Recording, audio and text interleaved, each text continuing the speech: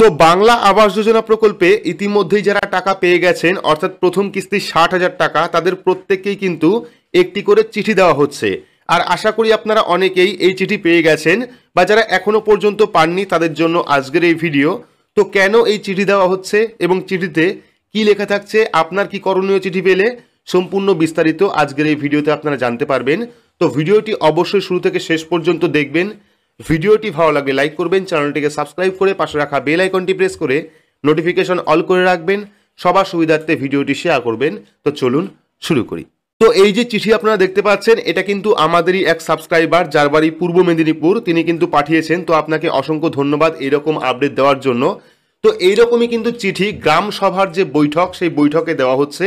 অর্থাৎ আপনার এলাকায় যখন গ্রাম সভার বৈঠক বসবে বা বসেছিল, তারা কিন্তু এই চিঠিটা পাবেন সেই বৈঠক থেকে।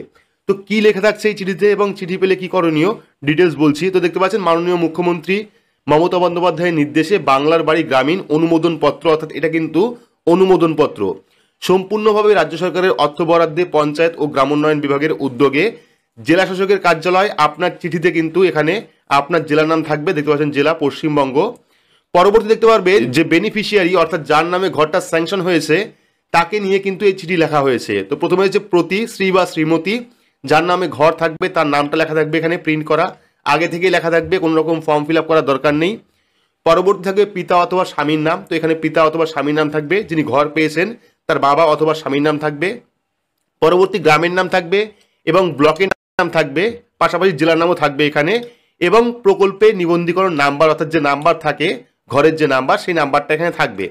এবং পরবর্তী দেখতে পারবেন এখানে আপনি 2024-25 আর্থিক বছরের জন্য বাংলার বাড়ি গ্রামীণ আবাসন প্রকল্পের অধীনে অনুমোদিত একজন উপভোক্তা এবং 1,20,000 টাকা আর্থিক সহায়তা পাওয়ার যোগ্য। তো প্রথম কিস্তি 60,000 টাকা অবিলম্বে আপনার অ্যাকাউন্টে দেওয়া হবে। অর্থাৎ যাদের এখনো পর্যন্ত টাকা ঢোকেনি তাদের কিন্তু এই চিঠি দেওয়া হচ্ছে। পাশাপাশি অনেকেই এমন রয়েছেন যারা টাকা পেয়ে গেছেন, তাদেরও কিন্তু এই চিঠি এসছে। তো এই অনুদান কিন্তু বাড়ি তৈরি ছাড়া অন্য কোনো কাজে ব্যবহার করতে পারবেন না। অর্থাৎ এই চিঠি দেওয়ার উদ্দেশ্য হলো যে আপনি যে বাংলা আবাস যোজনা প্রকল্পের টাকা পাচ্ছেন তার জন্য একটা সম্মতিপত্র বলতে পারেন, ওই রকম টাইপের একটা চিঠি, যেখানে কিন্তু শুধুমাত্র এখানে স্বাক্ষর থাকবে, ঠিক আছে। তো এই যে চিঠি পাচ্ছেন, এটা কিন্তু কোথাও জমা করার প্রয়োজন নেই, আপনাকে দেওয়া হচ্ছে জেলা স্তরের অফিস থেকে। এবং আপনাকে সচেতন করা হচ্ছে যে বাংলা আবাস যোজনা প্রকল্পের আপনি যে টাকা পাচ্ছেন সেই টাকা আপনি অন্য কোথাও খরচা করবেন না, সেই টাকা দিয়ে আপনি ঘর তৈরি করবেন। পরবর্তী সময় যদি কেউ এই টাকা নিয়ে অন্য কোনো কাজ করে, সেক্ষেত্রে কিন্তু আইনি পদক্ষেপ নিতে পারে। তো এখানে যারা যারা প্রথম কিস্তির টাকা পেয়ে গেছেন বা যারা এখনো পর্যন্ত পাননি, টাকা ঢুকবে, তাদের কিন্তু এই চিঠি দেওয়া হচ্ছে। তো এটা মূলত গ্রাম সভার যে বৈঠক, অর্থাৎ আপনার এলাকায় বা আপনার পঞ্চায়েতে যারা যারা ঘর পেয়েছেন বা পাবেন, তাদের নিয়ে কিন্তু গ্রাম সভার একটি বৈঠক চলে। তো সেই বৈঠক থেকে কিন্তু এই চিঠি দেওয়া হচ্ছে।